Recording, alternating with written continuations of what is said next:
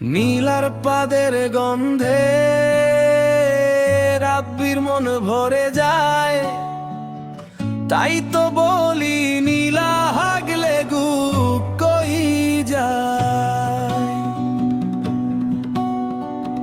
নীলার পাদের গন্ধে রাব্বির মন ভরে যায়, তাই তো বলি নীলা হাগলে গুপ কই যায়।